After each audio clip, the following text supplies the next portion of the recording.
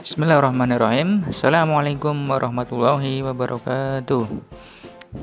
Apa kabarnya anak-anakku yang ada di rumah?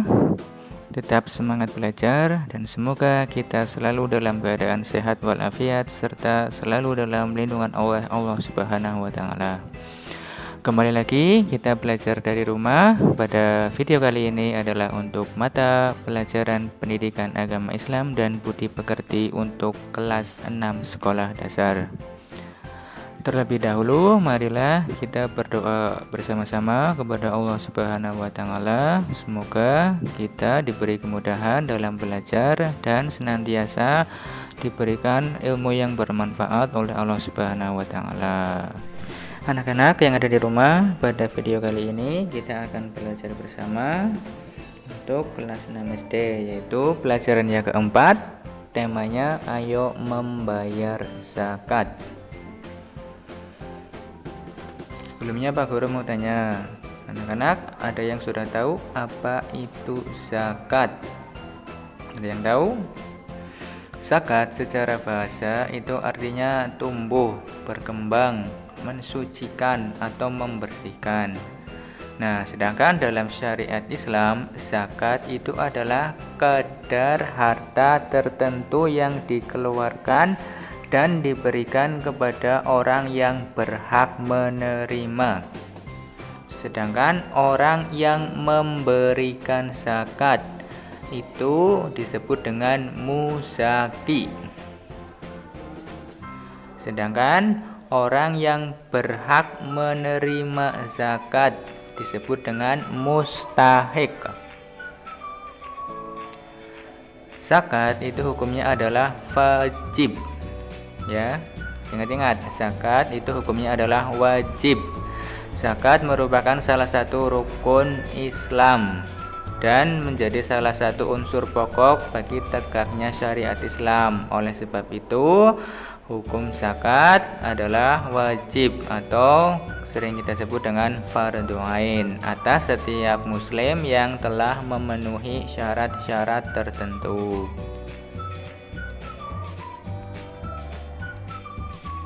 Baiklah anak-anak, untuk yang selanjutnya adalah orang-orang yang berhak menerima zakat atau sering kita kenal dengan 8 asnaf atau golongan penerima zakat. Itu oleh Allah Subhanahu wa taala sudah dijelaskan di dalam surat At-Taubah ayat yang ke-60. Nah, orang-orang yang menerima zakat diantaranya itu yang pertama adalah fakir. Fakir ialah orang yang tidak memiliki harta dan tidak mempunyai penghasilan untuk memenuhi kebutuhan sehari-hari. Nah, sedangkan yang kedua adalah miskin. Miskin ialah orang yang memiliki harta dan penghasilan namun belum cukup untuk memenuhi kebutuhan sehari-hari. Jadi kalau fakir itu tidak mampu bekerja. Sedangkan kalau miskin itu masih mampu bekerja tetapi penghasilannya belum cukup untuk memenuhi kebutuhan sehari-hari. Lalu yang ketiga adalah amil. Amil itu adalah orang yang mengelola zakat. Yang keempat adalah mu'alaf. Mu'alaf ialah orang yang baru masuk Islam. Nah, karena baru masuk Islam itu perlu dijinakkan hatinya supaya lebih yakin lagi, lebih mantap lagi terhadap agama Islam, sehingga mu'alaf itu berhak menerima zakat. Yang kelima adalah rikob. Rikob ialah pembebasan budak. Nah, sedangkan untuk di Indonesia sistem perbudakan ini itu sudah tidak ada. Sedangkan yang keenam adalah horim. Horim ialah orang yang mempunyai hutang dan tidak mampu membayar hutang atau belum mampu melunasi hutang tersebut sehingga layak untuk menerima zakat. Yang ketujuh yaitu adalah fisabilillah. Fisabilillah ialah usaha, kegiatan, perorangan atau sekelompok yang bertujuan untuk menegakkan kepentingan umat Islam atau kemaslahatan umat. Yang kedelapan adalah Ibnu Sabil. Ibnu Sabil yaitu orang yang sedang berada di dalam perjalanan dan perjalanannya itu bukan untuk maksud kemaksiatan kepada Allah. Misalnya ada orang yang dalam perjalanan haji atau umroh, kemudian di tengah perjalanan ia itu kehabisan bekal, sehingga orang tersebut itu layak menerima zakat atau kita kenal dengan Ibnu Sabil.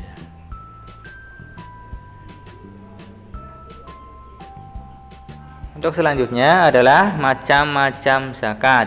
Macam-macam zakat itu ada dua. Yang pertama adalah zakat fitrah yang akan kita bahas pada video kali ini. Yang kedua adalah zakat mal. Untuk video kali ini kita akan membahas zakat fitrah. Zakat fitrah ialah zakat yang berupa makanan pokok yang dikeluarkan oleh semua umat Islam. Sedangkan hukum zakat fitrah itu adalah wajib. Dari anak yang masih bayi sampai orang yang sudah tua itu wajib mengeluarkan zakat fitrah. Lalu yang selanjutnya adalah syarat wajib bagi orang yang akan menunaikan zakat fitrah. Yang pertama, syarat zakat fitrah itu adalah beragama Islam, jadi orang Islam. Lalu yang kedua, memiliki penghasilan yang cukup untuk kebutuhan sehari-hari. Syarat yang ketiga adalah orang tersebut masih hidup sampai akhir bulan Ramadan.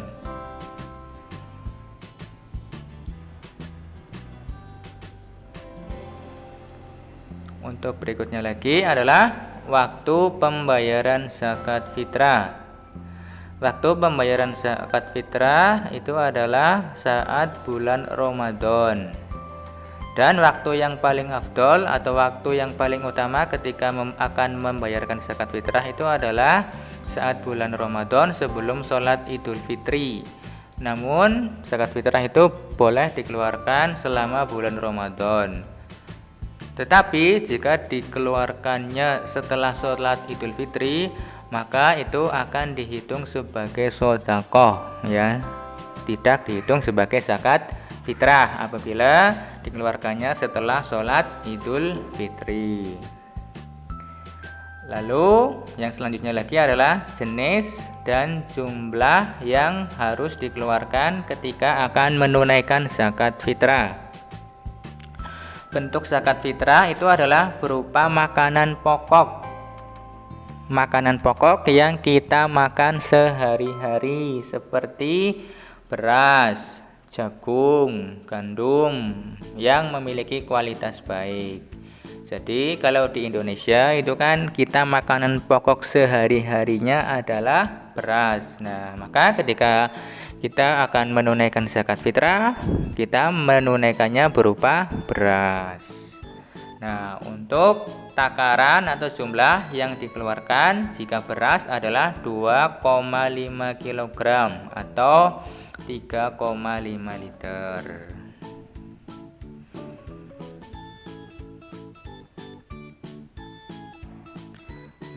Itu ya yang dapat Pak Guru sampaikan pada video pembelajaran kali ini. Mudah-mudahan dapat dijadikan manfaat dan pelajaran serta menambah ilmu untuk kita semuanya. Lalu Pak Guru akhiri tutup. Assalamualaikum warahmatullahi wabarakatuh.